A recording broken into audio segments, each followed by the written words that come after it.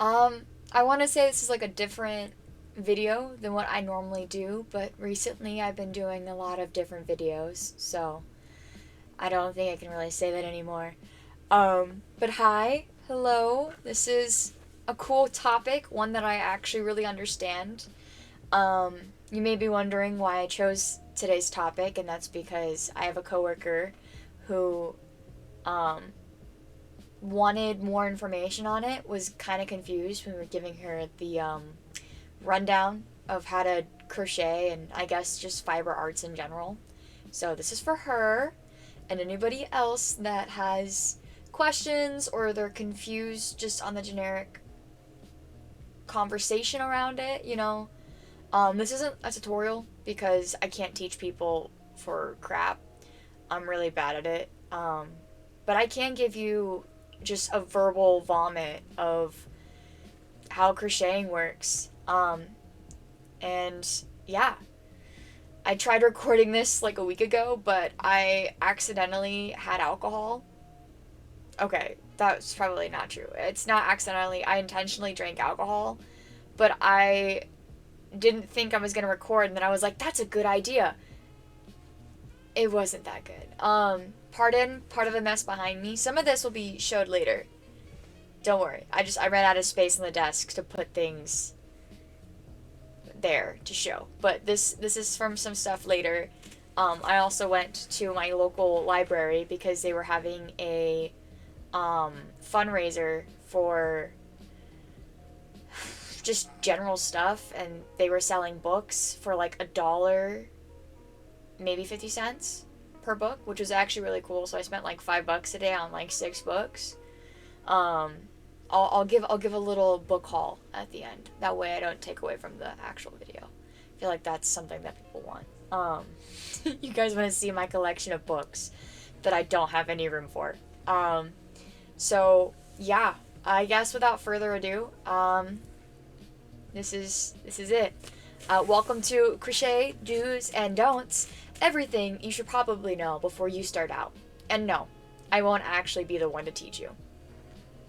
Today's objective is more about being informative of this very fun craft rather than making some sort of political statement. It's slightly different from what we're used to. However, I'm sure we all will be fine if we go outside the norm, if only for today. I have been a fiber artist for a long time. I started crocheting at the age of 12 and continuing on and off again until I was 17. From there, I was more into the art form than out of it. And I like to think that because of how long I have been creating with this art form, not only am I well versed in the ins and outs of it, but I also like to think that I can confidently give advice to anyone who is new to the craft or really just wants to learn more about it. Crocheting is a fun hobby and one that I think everyone can benefit from. There's so much information surrounding crocheting and the health benefits that it's got. If I heard it recently from a video that I was watching, which I will link somewhere because I think that she's amazing and I just got into her content recently. And I can't believe I'm saying content, but I'm saying content. And she was talking about how it's kind of difficult to get into, but once you get it down, it's very relaxing. And I think it helps stimulates the mind a bit more, especially after a tough day. And right now we're all going through it with the current state of the world, so I just think that like crocheting really is a good hobby. It's fun to start with. You can make so many things now with it. Like when I was 12, half of the things that we make now couldn't even consider because it was just not really a well liked or well versed hobby anymore. It was kind of dying. Okay, and then we'll get into it later, but like TikTok kind of revamped it a little bit, so it made it more beneficial. So I will say, it's not so nice on the hands, these guys, your phalanges. You do have to like stretch properly, especially if you're gonna do a lot of it in like one sitting, because you can give yourself a couple health problems. You can give yourself you can get arthritis from this. It doesn't really help arthritis. You can worsen your arthritis or pre-arthritis, and also you can get tennis elbow, which it's not tennis, so you wouldn't think that it's possible, but because it's using the same muscles, you can. So, crocheting has been around for a long ass time. We don't have a discernible point in our world history where we think it originates from. As far as I'm aware, though, there's many different cultures and their subcultures that have featured some sort of version of crocheting and knitting. And frankly, the whole point of this video wasn't so that I could do a deep dive into the origins of this art form. As much as I would love to do that, there really is an extensive history, and there's too many different cultures for us to have narrowed it down specifically. So it's not like it's pottery. Well, even pottery, so many cultures it originates from, you know. It's kind of just like one of those things where it's like, oh, this ancient civilization had pottery. They found clay, and they just started like squishing it together, and then they accidentally left it out in the sun for so long, and then, well, bam, pottery. There's a vase right there. It's chilling. I mean, there obviously wasn't intricate designs. A lot of that wasn't until later, but like just like the conceptualization of it all is just kind of wishy-washy in history, and it's easier just to not go through it and to just accept the fact that it was made from different cultures and take it as a win. I mean, we've got the art form now. For those of you who are wondering, crochet is a fiber art and has increased in popularity among the rest of the fiber arts in recent years. I would say since TikTok and COVID, it has increased in popularity, which is great because it used to be considered a dying art form only for old women in their 60s. It was kind of embarrassing to be known for crocheting because oftentimes you would be compared to a grandma, but recently it's taken the world by storm. Again. Which means more eyes are on this slowly reviving craft. If you are wondering what crochet is, then wonder no more. Crochet is quite literally just a series of loops being connected with the string by a hook. Well, a crochet hook, but that's mostly semantics. You can make all sorts of things out of crochet, and in recent years there's been a large focus on expanding the bounds of this craft from amigurumi and apparel items. You can make hats, like beanies and bucket hats, to scarves, cowls, and shawls, to baby blankets and regular blankets, to shirts and tank tops, sweaters, cardigans, and hell, you can make socks and gloves now. With this resurgence of the craft, there has been some benefit, which is more patterns. More patterns and a variety of patterns for varying levels of crocheters. Before we move further along, I would like to state that amigurumi is quite literally just a stuffed animal. Like, that's kind of all it is. It's an animal with eyes. That's what I'm classifying it as. I'm sure there's some actual, like, explanation as to why it's called amigurumi, probably from where it originated from. But it's basically a stuffed animal. That's what it is. When crocheting, typically you use a crochet hook when trying to crochet. Crochet hooks look like this. And you can tell, if it'll focus, you can tell that it's kind of got a hook at the end. So, that's how you know. Neat, right? So, there's quite a few different types of hooks. You have your standard hook, which I can reach forward and look for this all because I keep it all right here. This is your standard hook. It's metal. There's nothing really on it. Hurts, I guess, if that helps. They all hurt. I'm not gonna lie here. So you have that as your standard hook, which is fun. And then you have your ergonomic hooks, which look like this. So it has the regular hook at the front, and then it's got something thicker to hold on to help your hands a bit more when you're crocheting. Most of the time, when you are trying to buy an ergonomic hook, these will be more expensive than the regular ones.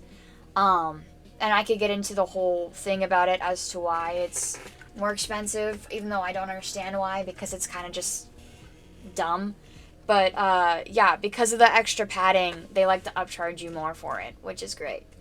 And of course, there's also different types of ergonomic hook. You have like the true ergonomic hook, which is the one that I just showed you, and then you've got like the not so true ones, the ones that are like really badly made. And like I think I've got a pair right here. Sorry guys, that was so loud. I've got some right here where like you can kind of like pull at the end and it slips out. So it's like not very well made. It's not very well made, And it's very long story short. If you want an ergonomic hook, that's totally fine. Ergonomic hooks are actually the way to go, especially if you're going to crochet for a lot longer, because it helps the hands out. I wouldn't do any of the weird crafts or DIYs to the hook, because I think that that's just redundant. Saying that as somebody who constantly loses her hooks all the time, like I've had to buy so many packs because I just lose them. They're just gone. I don't know where they go. So as somebody that does that, just buy the ergonomic hooks. Don't try to make them, because what you'll end up doing is you're kind of just like boxing yourself in with the same hook type now that you've now that you've made it ergonomic, because most people put like a tennis ball at the end, so it's just kind of like bulbous sitting there and you can't store it very well. So just buy an ergonomic hook, and if you don't like that, then try it with the tennis ball attached, but just wait and do it. Don't do it immediately. Among the types of hooks that there are also hooks that light up. Though if you ask any actual fiber artist, they will tell you not to go for those either, because they don't actually light the area up. It just lights up the hook, which is kind of hard to do. First off, you shouldn't be crocheting in the dark anyways. That's not good for your eyesight. I don't know why you would do that. Most crocheters tend to have a reading light if they're gonna do that, if they're like laying in bed. I mean, sometimes you'll see them with the funky glasses that like pivot downwards and use a series of mirrors to do so that they could just like lay down. But just get a reading light. It's not worth the money for a hook that lights up, and then all that actually lights up is just this part, and it doesn't actually show you your work. It's not worth it. It's not something that you should even want to do. And I think those are like the main types. You've got a couple other stuff. You have like knitting needles, which goes to knitting, or an Afghan needle, which is essentially a really, really long crochet hook, and it has the hook bit right up here. You can see that. So it's got the hook, but it's long. About as long as a genuine set of knitting needles. Like these guys, they're all the same length. I say as one's like all the way out. The Afghan hook is used for Tunisian crochet, which is frankly very similar to knitting. It's crochet's version of knitting, which I know is just like, why not just do knitting? But I don't know. I personally like Tunisian because I don't like knitting at all. I've tried it. I can say I've tried it, but I don't like it. And I prefer Tunisian because it involves similar, like a similar motion when you're doing it, but I'm only using one hook. So I don't know. I like it better because when you Tunisian crochet, it's like knitting. You're going to have a lot of, singles on the same hook, but then you're just pulling through like you would with crochet. So, and it's got the same texture, it's got the same thickness, depending on what size you use will make it either thicker or thinner for the final project. I don't know. It's what I like. And then of course for knitting needles, you have knitting, right? It's very common to see in media. I think that's like one of the few things that everybody can just be like, oh, that's knitting. We know what that is. You see it everywhere. I feel like I don't need to explain to you or anybody what knitting is.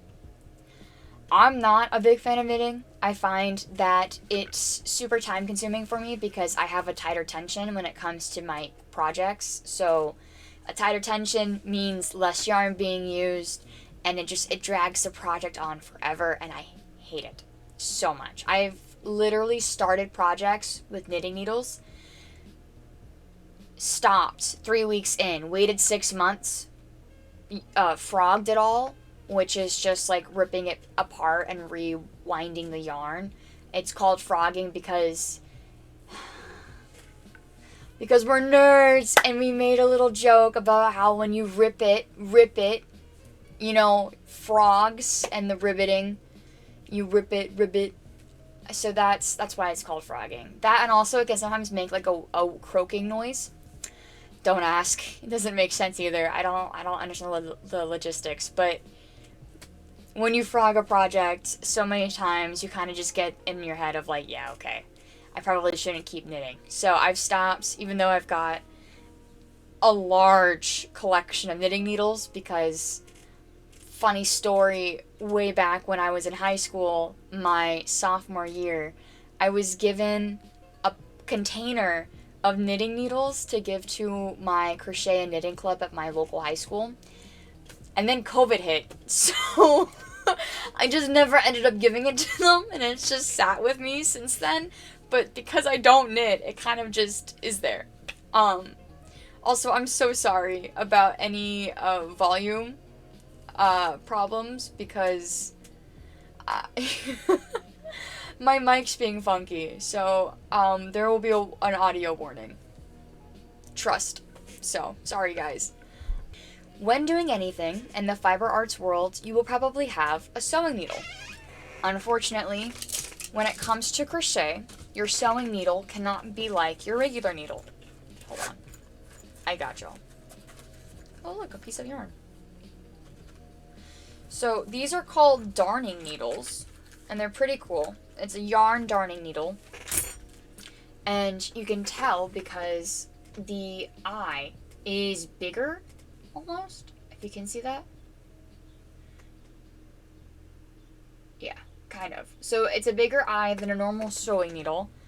They come in all shapes and sizes. You can have small ones and big ones. And you need this because it fits the yarn in easier, if that makes any sense. You probably will also want a stitch marker. Ordinarily, I used to tell people to buy regular stitch markers, which is stuff like this, because it's got like a little safety lock. I wish I could show you better, but I can't. It's like a little safety lock, and so you just like clip it in to the wherever you are in your project, and boom, it looks like this clipped in, and that's a stitch marker. However, a coworker of mine, who's a genius, mind you, they said, why don't you just use safety pins? They are cheaper, because a pack of what I just showed you, for 10 of them, costs like $8. So that's 80 cents. Whereas 150 safety pins cost like $3, and they're big. And all you gotta do is just open them up, put them in, and they work the exact same way. So I switched to that. I would recommend, if you're starting out, also switching to that, because if you're a girl, you're gonna have safety pins to put your...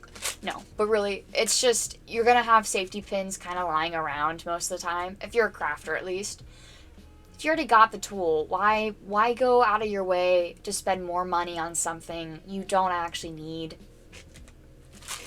So I just use safety pins as a stitch marker if you're starting out. If you really want to spend the billions of dollars on stitch markers that are pretty and pink and pastel, I mean, you can. I'm not going to stop you, it's your money. But I would recommend it. And you're also going to need a good pair of scissors. I say a good pair. I'm not talking about the price, I'm talking about the quality. Because when it comes to scissors, you want it to cut the yarn correctly. You don't want to have to make a series of cuts where you fray out the yarn, because that's not good. So they need to be sharp. So they don't have to necessarily be expensive scissors. You know, like I've got a pair of Westcotts. These are probably like the most expensive scissors that I own. The cheapest being my $1.25 Dollar Tree scissors. They're sharp. These are sharp. I use these to cut things. I don't use my Westcotts to cut anything other than fabric and yarn. I should say that. That's prefaced. I don't do that. If you're gonna buy Westcotts, don't mix it with your paper, because otherwise you're ruining the sharpness on them, and it's just, what was the point of spending that much money for a pair of Westcotts? And of course, there's also more expensive scissors out there. You know, like you don't need an expensive pair though. You can get by with the cheap pair as long as they're sharp and they do their job of cutting through the yarn. If they don't, that's when you need to like reconsider, right? And then lastly, when you're starting out, you're going to need yarn. There's a lot about yarn that's kind of informative to know. So on your label, when you're looking at them, on your skein, you've got a label. And the label's kind of important because it tells you everything you need to know about the yarn. It gives you the dye lot, the color. It gives you the sizes you'll need, if it can be washed, or how it's washed, what's in it, you know, important stuff. So like I've got a medium purple red heart here. It tells me the dye lot, which was E300B. It tells me what size yarn it is, which is medium 4. It tells me what size crochet hook and knitting needle I need, which is the US I9 or 5.5 millimeter, and a 5 millimeter or an 8 US size knitting hook. And then it also tells me how to wash it. This one is machine wash and dry. So it's important to like know some of the terminology when it comes to like yarns, because there's a variety of yarns, there's a variety of sizes, and depending on what size yarn you get, you may want a specific size hook, or unless you're like really attached to a size hook, like I'm attached to a size 5 millimeter, I think it looks really good, but because of that, I usually have very tight stitches when I hit like jumbo yarn, and then very loose stitches when I hit like size 2, size 1 yarn, right? And I will get into the explanation of that real quick because I think that's pretty important. So you've got quite a variety of blends of yarn. You've got so much. Okay, so there's bamboo, there's wool, there's alpaca, there's cotton, there's hemp, linen, mohair, there's silk, there's nylon, there's chenille, there's fur, there's acrylic. There's so many different types of yarns to buy from, and there's different places to buy them from. You can get them at like your local store, like a Walmart. I wouldn't say a store as in like a grocery store, but like if it's got a hobby section attached, they usually have yarn. I know that like Kroger's got them, Walmart has it, the craft stores, Hobby Lobby and Michael's, they have it. So you can get yarn there, and these are commercial places, or you can shop locally, which is usually recommended by anybody who is in the crochet community. You can shop locally and you can go and find a yarn store, and they've got all of these beautiful blends. They're usually more expensive because they're probably not going to be acrylic. They're probably going to be cotton or wool or something like that, which means that they're going to be way more expensive. But you're paying for the quality by the price. And you're also paying for locally because shopping local is way better than shopping commercially. I will say, if you can't shop locally, that's okay. That's totally fine. Anybody that tells you otherwise, ignore them, disregard them. Because frankly, the whole point as to why acrylic is so cheap is because it's a man-made yarn. So it's basically polyester, it's plastic. It's not actual material, right? One could argue that it's bad for the environment, but that's not what today's about. Literally, if you cannot afford to go to the local craft stores, the local spinners, and you only have $15 to your name, but you want to get into it, just go to Michael's. It's okay. Because frankly, the whole point is if you can get into it, and then you do have the money, to go to a local yarn store, one that's owned locally, and you can get the yarn then. Anybody that tells you otherwise is actually so stupid, it's not even funny, because they disregard the fact that people can't afford things. And when you start saying, well, you have to buy locally because otherwise you're not doing it right, then you're putting a price on a hobby that should be made for all. And we are not here to gatekeep a hobby that's been around for centuries. That's ridiculous.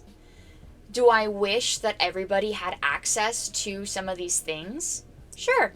I'm sure everybody would love to be able to work with alpaca, or to work with authentic cotton, or to work with bamboo yarn. That's not possible for everybody's budget. And it's ridiculous that there are genuinely people out there who believe that somebody shouldn't be making art if they can't afford it. It's elitist, and it's disgusting, and it's stupid, and don't listen to them. If you want to start crocheting, you don't have the money, you don't have $20 to spend on a skein, that is okay. You can go to Michael's, you can go to Hobby Lobby. Well, don't go to Hobby Lobby, but that's because they're a weird company. But you can go to Walmart and buy Red Heart acrylic. That is okay. It is not wrong to do so. Alright, moving on. Now that we've discussed all the different types of yarn, you also have the different yarn sizes, which is lace, superfine, fine, light, or DK, worsted, medium, bulky, super bulky, and jumbo. Chenille would be considered bulky. Bernat blanket yarn would be considered super bulky or jumbo at times. Worsted medium is going to be acrylic. Light or DK is going to be cotton or bamboo, and from there you're going to start finding like thread. That's basically it. And you can use all sorts of things to crochet too. I've seen yarn that is thread that's meant to be made. It's like made out of cotton, so it's thinner, and it makes you gotta use a smaller hook for it, but it makes the work look amazing. There's so many things that you can do. Some other remaining items that you might need would be probably amigurumi eyes, which, oh, that was me, sorry, which are really simple. They kind of just, like, look like this. If that makes any sense. I don't know. They've got, hold on, so I can find a better one. There's, like, this guy right there. And these guys just go in the amigurumis to the stuffed animals. You know, these are the eyes that you would use. You can find all sorts of eyes, you know. They have some at Michael's, online on Amazon. I know. But they've got it on Amazon. So it's like, you can find any kind of eyeballs. Also, I've literally, in the past, I've sewn eyes onto amigurumis. And I've hot glued eyes onto amigurumis. Like, there's so many things you could do. Really, it's a creative outlet. Also, you're going to probably, if you're going to get into, like, sewing this all together, like, you have a project that requires a lot of sewing pins kind of help out. I say, as somebody that hates sewing, but sewing pins have helped me, especially when I'm doing amigurumi, because I can push them into the body and see where, like, the arms need to go, what that looks like, the ears need to go. If it needs ears, I don't know. But having safety pins is always a good thing. Having eyeballs is always a good thing. You probably also will want polyfill, which is just this stuff right here. I pulled it out because I've had this out for like a week now. But polyfill's good. They have polyfill pellets. I've used them. It does add more weight to the animal or whatever you're making, so it's like, be careful. Also, if you can't afford the, quite frankly, $6 bag of polyfill stuffing, an old pillow works just fine. Okay, you can find those at Goodwill. Honestly, it's actually probably better for the environment because you're giving it a new life. So, there's all that. There's a couple tools that you can have. I know there's something off in the distance here. This is a yarn winder. I use it to turn skeins into cakes because it just helps me, I don't know, organize things better, I guess, if that makes any sense. 'Cause if it's in a cake, then I can just stuff it somewhere else better. So this is a skein. It's a skein of yarn. It's pretty long. And that's a skein, which makes this a cake. It's very squishy. And those are frankly terms that I think is only really important. You don't really have to get into it. I mean, if you start to buy yarn locally, then that's when you probably need to start doing a little bit more research on how things are called, just so that you know like what you're looking for. But a skein is just a thing of yarn. But they've got, like, depending on what kind of yarns you're getting, if you're getting thread yarn, if that's what I'm thinking of, if you're getting that kind of yarn, then it's going to be thinner, it's going to be called something else. But it's just a skein and a cake. I've got a cake winder, right? I've got a cake winder right behind me, because I turn all of my skeins into cakes. And they also even have, what's it called? I don't know. But that's what it is. So I don't know why they're called cakes. I don't know. I don't know if it was done by Karen, because Karen has a line called like Cake Yarn where it's flat like that. I don't know if that came from them or if that came from an actual like person in the community. I don't know. All I know is I turn my skeins into cakes because I store them better, and that's all that matters to me. There is a thing called a yarn bowl. A yarn bowl holds a ball of yarn in it, and then you thread through the end of the yarn, so that way you can pull it, and while it's rolling around, you're not watching it fly across the room. I haven't really said that you needed it, because frankly, I don't think it's a requirement, because A, they're like $40 for a bowl. And B, there are cheaper options to have, or to even like create quickly, that'll keep your yarn clean. Like, you can throw it into a kitchen bowl, and then I heard somebody used a binder clip and they just threaded it through that. That's like $10, maybe, if that. Like, it's just ridiculous how much they will upsell on these items, especially because it's like they're not necessary. They're just helpful, you know. But also, a way to not have your yarn roll around like that is to wind it. You don't even need a winder, actually, to do cake yarn. You could literally just use your hand. I've done it. It takes a bit more time, but it's almost worth it, you know? Especially if you're about to be in for a long haul and you just don't want the yarn to go flying across the room as you're doing whatever you're doing. Best part, patterns. You can find patterns nearly anywhere, to be honest. You can find them in magazines. Crochet World has plenty. These are all mosaics or cardigans, which I think is pretty chill. Another magazine. There's also books. This is for knitting, but again, I don't really end up picking up knitting. They also have actual books, but those are like $30. Sometimes it's just not worth it. You can find a lot of patterns online for free. You can go onto Etsy. Those ones aren't usually free. Ravelry has a mixture of free patterns and non-free patterns. I found patterns off of Pinterest before. So it's just like you can find patterns all over, and that's the best part, is because usually each pattern has a label of like who it's good for, so you're not like getting the wrong idea. Some patterns are for corner to corner crochet, which is like from one corner to the other corner. That makes any sense? I don't understand it. I've never done it. I'm trying to learn, but it's just not something that's like really up my alley, and I'm not really interested in it immediately, so it's like on the back burner. You have granny squares. You know, you can do all sorts of things with this stuff. Patterns are actually pretty simple to read when you go to make them. Here, hold on.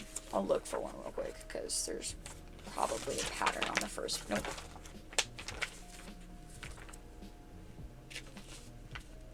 Yeah, okay. So, like, when you're looking at a pattern, it might... This is a professional pattern, right? So you're going to start off on this side. Or not that side, this side. And there's going to be a key. And the key is going to give you the skill level. So for this one, this is the Red Bud Tree Mug Rugs from Crochet World way back in, like, 2020. This is an older one. I don't know. Right, 220? 2023. Ooh, not that close. Okay. But this is that pattern. And it's going to tell you measurements of it, of the finished product. So for this, it's 8¼ inches by 4½ inches. And it'll give you the materials used. So, most of the time, it's going to give you like a recommended material, but depending, you may be able to get away with just using material you already have. So this one requires Lion Brand with a 4.5mm hook and a tapestry needle, and it gives you the gauge, which is for every 16 double crochet, that is 4 inches. For every 4 rounds, that is 4 inches. And then it'll start you off, it'll say round 1, and then, CH means chain, DC is double crochet, and you're just kind of like reading it. DC, DEC could be double crochet decrease. It frankly depends on the pattern writer, because recent years it's changed. It used to be all kind of like one size fits all for the pattern writing, and then TikTok kind of hit and became popular, and so did crocheting, which is good. But the downside is when you're reading a pattern, you don't know if you're getting TikTok's crochet pattern or like a genuine crochet pattern. So sometimes the phrasing and the acronyms are wrong. There's been quite a few problems in the community about that, and unfortunately you can't really do much except just bear through it, which is why now a lot of patterns have a key telling you what certain things mean, because they realize that it's not sustainable long term and there will be complaints. Also, what's fun about the magazines and books is it gets you like almost a catalog too at times of like what certain things mean.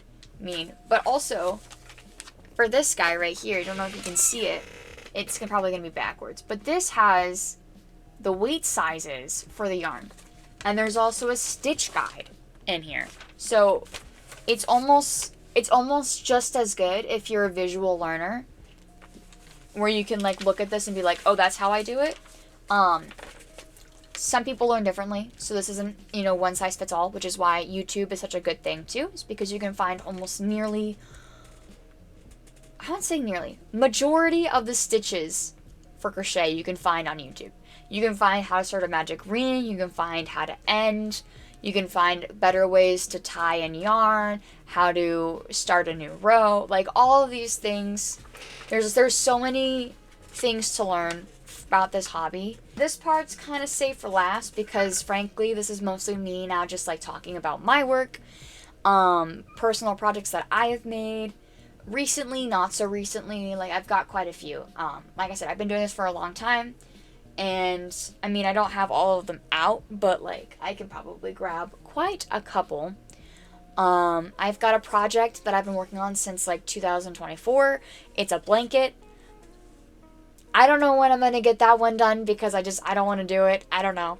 It takes so long, and I'm afraid actually because I don't know how I tied off the rows, and I've had history in the past of things coming undone in the wash.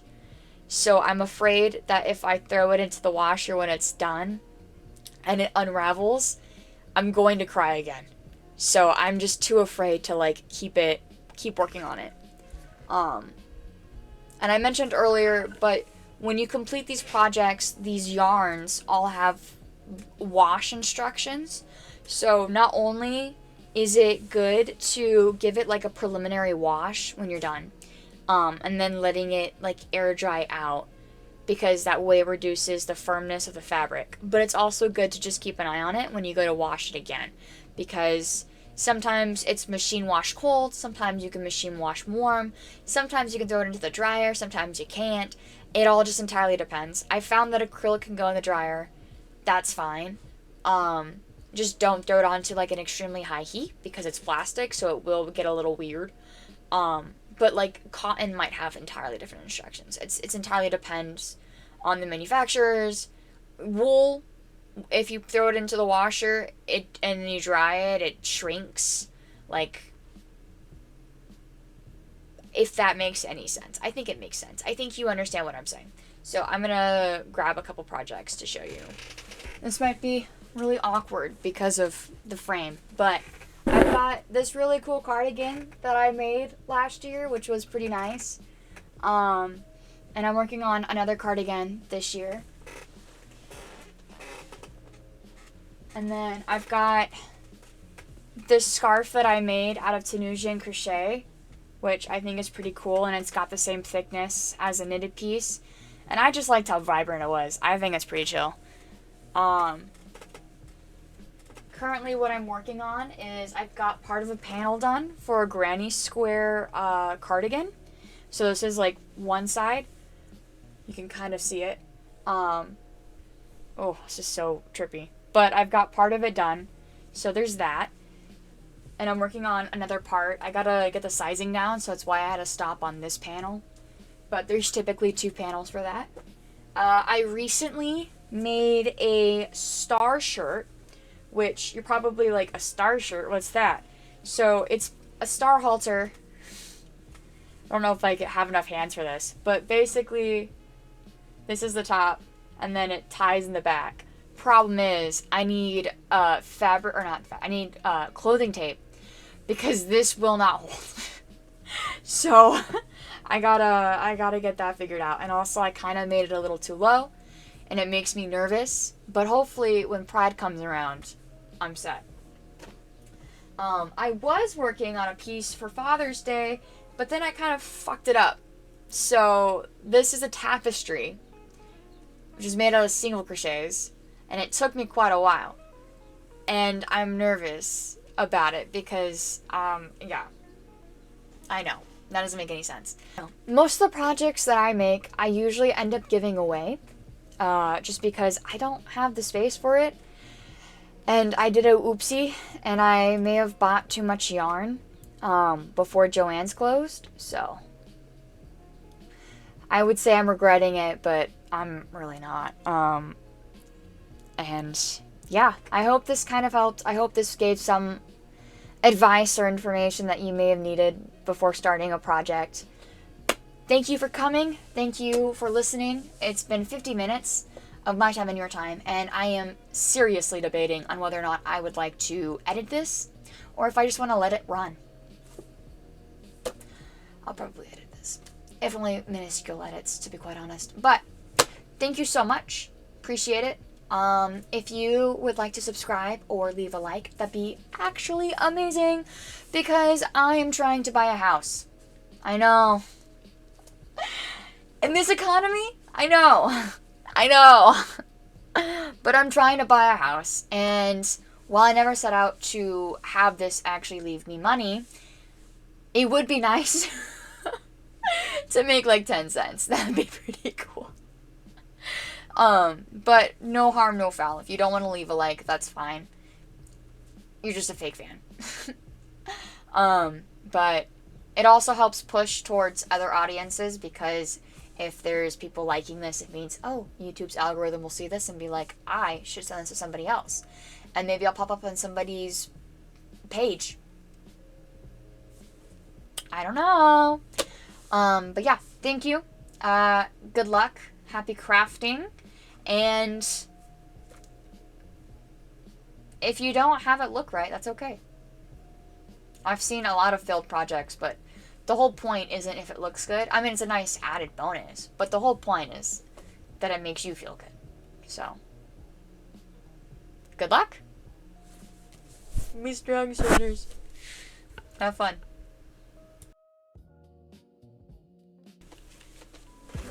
Book haul! I got 6 books, which is pretty chill. I've got Savories and Sweets Southbound Treats, which I thought was pretty chill, because frankly, I needed a lot more recipes, because I got tired of foods. Mostly I'm here for the desserts, because we all know that southern desserts slap way more than northern desserts do. I I got Only the Good Spy Young because I have the first book in the series. This was my favorite series growing up in middle school. Like, I was continuously checking these books out to reread over and over again. I love the series so much. I have Mortal Instruments by... Yeah, I was going to say Cassandra Clare. Mortal Instruments by Cassandra Clare, which is pretty chill. Shadowhunters is a really good series. Also a good movie. Can't believe it is to read like that. I have Southwest, Indians of the Southwest, which is pretty cool because the Southwest has really interesting indigenous and like culture there. For instance, the Kokopelli, which is a deity that was worshipped, which I want to say it was worshipped, but I can't quite be too sure because my brain might be eluding me of it. But the Kokopelli, which was, I believe, a deity for farming and maternity. So that's pretty chill. We do love a good tuber. And I also have Joanna M. Lund, Grandma's Comfort Food Made Healthy. Another cookbook, yes. I know, I heard the groans, don't worry. And then finally, this fat boy, which is Railroad Signatures Across the Pacific Northwest by Carlos A. Schwantes, which is pretty chill because my father is a train nerd, okay? And I don't know, I think he's gonna like it. It's in pretty good condition, you know, like a lot of these were. So support your local libraries. If they're doing a book sale too to help keep the doors open and the lights on, go. It's fair. Mine's doing another one in October. Pretty excited. And also, perfect opportunity to sign up for a library card because libraries are fundamental to how we work these days, especially when we keep trying to close them down.